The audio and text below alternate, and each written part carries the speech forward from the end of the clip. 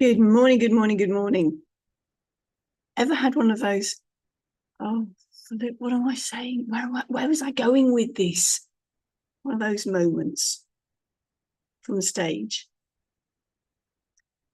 If you haven't, good for you. If that's your worst nightmare, oh yeah, I can relate. Because when we get into that stressed mode, the adrenaline kicks in. We go into the sympathetic nervous system, it ramps up and it goes, are we going to fight, run away, or freeze? And I have to tell you that when you're on stage, it's usually the freeze mode, and it just feels awful. That is also an awful lot of times people are put off by even the thought of it. That fear is what stops them getting onto stage. Now, by stage, I mean even a live piece to camera like this. It could be a virtual event. It could be a physical stage where you stand up on a raised platform with a microphone in hand and spouting forth. It doesn't have to be. Somebody very wise once said to me on a podcast, actually, that every time I open my mouth with intention, it's a stage. And I went, oh, that's a good one. So where am I going with this? Remembering where you were going with this. What is it? How are you going to remember your talk? What is it you want to say? Well, I thoroughly recommend mapping it out. Now, you may be a linear thinker, in which case you go bullet points, dot, dot, dot, dot, dot, dot, dot. Or you may be a mind mapper. You know, you've got central point in the middle, and then you've got this point and that point and this point and all the little spider legs coming off from the web. So, whichever way you do it, start at the top or in the middle, and that is going to be your main point, your key point. What is it that you want to say? Why are people going to listen to you? Have that attention grabber.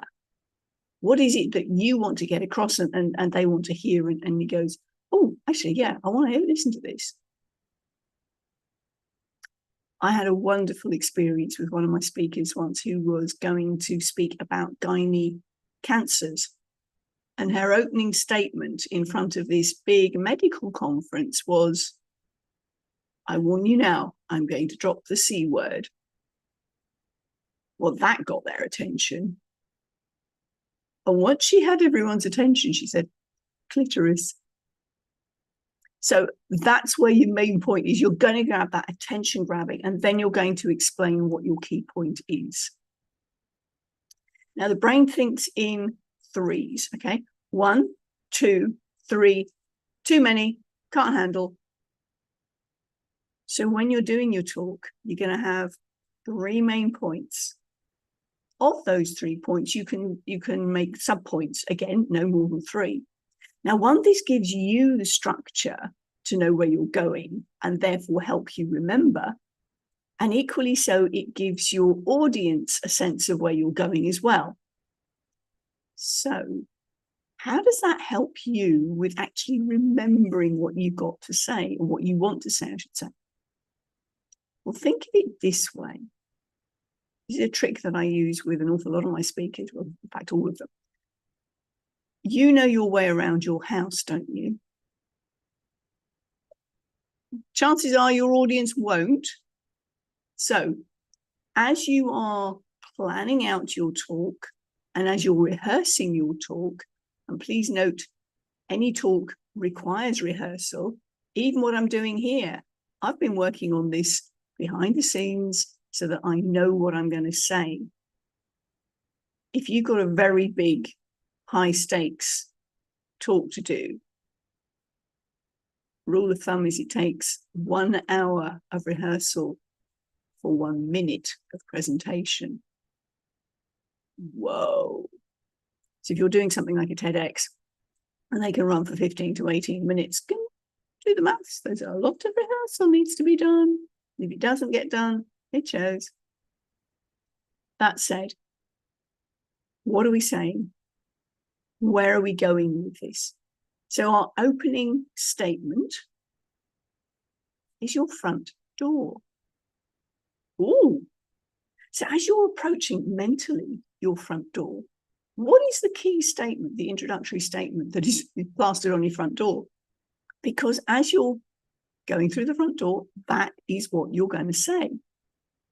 Can you see how linking it with something that you know very well, that making that association is going to help you with remembering?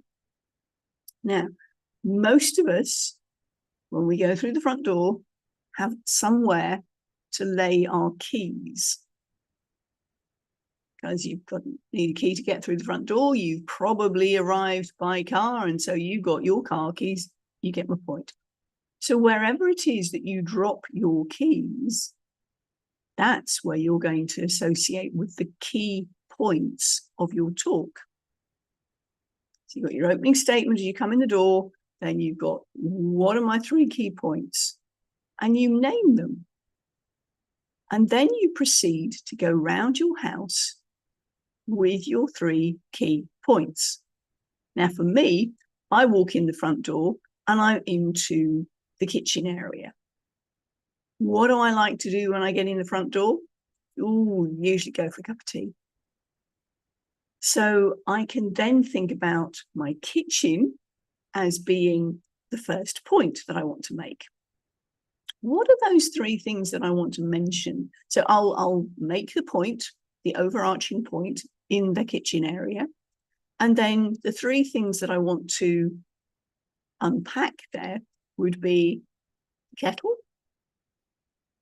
the mug, and the fridge. Are you with me? So as you're filling up the water to put in the kettle, putting the kettle on, there's a point. There's one of your subpoints. That's when you talk about your first subpoint. Second subpoint, opening up the cupboard, getting down the mug. There is your second point. Going to the fridge to get the milk out, if you do traditional black tea. Third point is in the fridge. How cool is that? You've got your 3 subpoints attached to the first point that you wanted to make. Yeah, where do you go and have your cup of tea? You can sit on the kitchen table, or you could go through to the lounge room. Hello, point number 2. So what are you doing in the lounge room? Having made your point, what are those 3 subpoints that you can unpack? Well, how about sitting on the sofa or your chair? That's one subpoint.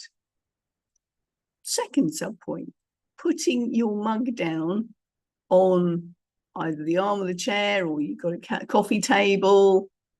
That's your second point. Third point, maybe you're sitting down to read a book. You've picked up your book. That's your third point.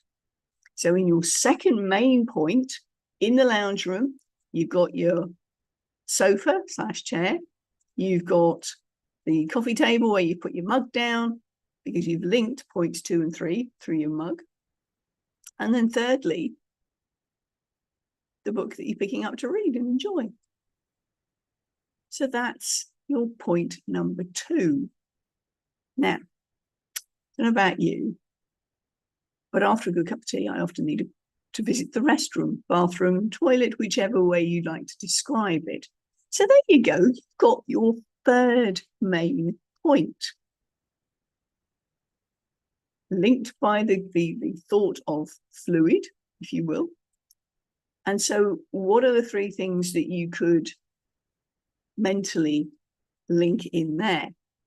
Well, there's doing the thing, washing your hands, and drying your hands. Again, you've got 3 mental activities that you can associate with that third point that you've unpacked. And then, of course, you've got to backtrack, haven't you? You've got to go and pick up your mug from the lounge room and take it back to the kitchen. So that's when you can go back to recapping your 3 main points so that your audience remembers not necessarily all the sub-points, but what are the key takeaways you want them to take out of that session? That's when you summarize. And if there's a call to action, that's what you say as you walk out the door again. Now, is that something that you could usefully use when remembering a really important message to share? Mentally go around your house as you're rehearsing, physically go around your house as you're rehearsing. Go through those steps, make the associations really to start with physically. So you're holding on to that mug, you're filling that kettle, you're going to the fridge, so that when you are rehearsing, go through physically what you're doing. And you can also at that point think about the inflections you're using with your voice. You're thinking about the gestures you're going to be using, your facial expressions.